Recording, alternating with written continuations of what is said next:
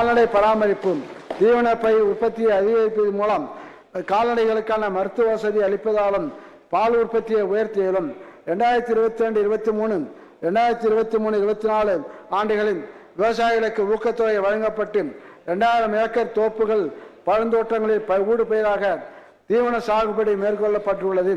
இத்திட்டத்தின் வெற்றியினை தொடர்ந்து 2024-25 ஆண்டில் தோப்புகள் பழத்தோட்டங்களில் 5000 ஏக்கர் பரப்பில் தீவன பயிரை ஊடு பயிராக பயிரிட ஏதுவாக இத்திட்டம் 2 கோடி ரூபாய் மாநில நிதி ஒதுக்கீட்டில் தொடர்ந்து செயல்படுத்தப்படும். மீன்வளம் உள்நாட்டு மீன் வளர்ப்போரை ஊக்குவித்து உள்ளூர் சந்தைகளின் மீன் தேவையினை நிறைவு செய்யும் வகையில் புதியதாக நன்னீர் மீன் வளர்ப்பு குளங்கள் அமைத்தல், இடுபொருள் மானியம் வழங்குதல், உயிர் கூழ்ம முறையில் மீன் வளர்ப்பு, நீரினை மறுசுழற்சி செய்து மீன் வளர்ப்பு, மீன் தீவன ஆலை அமைத்தல் போன்ற திட்டங்களை செயல்படுத்திட மொத்தம் 4,60,00,000 ரூபாய் மானியமாக வழங்கப்படும். இத்திட்டங்களை செயல்படுத்துவதன் மூலம் மீன் வளர்ப்போரின் வருவாய் கணிசமாக உயர்வதுடன் உள்நாட்டு மீன் உற்பத்தியும் அதிகரிக்கும். ஊரக வளர்ச்சி மகாத்மா காந்தி தேசிய ஊரக வேலை உறுதி திட்டம்.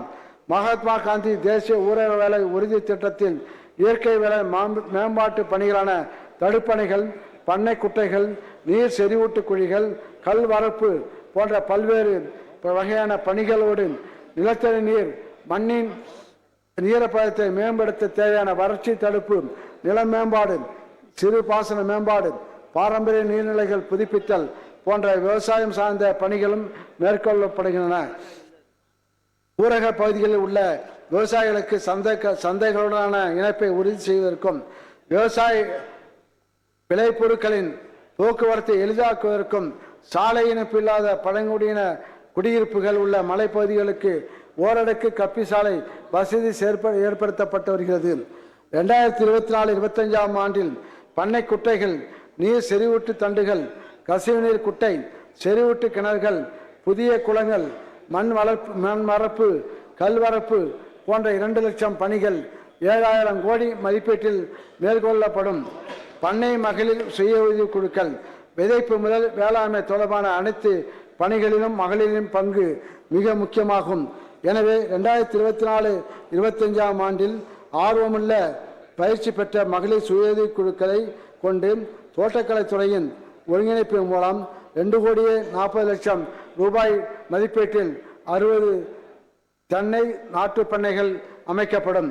தென்னங்கன்றுகள் தோட்டக்கலைத்துறையினால் கொள்முதல் செய்யப்பட்டு அரசு தோட்டங்களின் கீழ் விநியோகிக்கப்படும். வேளாண் உற்பத்திக்கு விதையே முக்கிய இடுபொருள் என்பதால் பயிறு வகைகள், எண்ணெய் வித்துக்களில் 100 விதை உற்பத்தி தொகுப்புகள் அமைப்பதற்கு 2 கோடி ரூபாய் நிதி ஒதுக்கப்படும். செய்திகளை உடனுக்குடன் தெரிந்து கொள்ள உடனே சப்ஸ்கிரைப் பண்ணுங்க.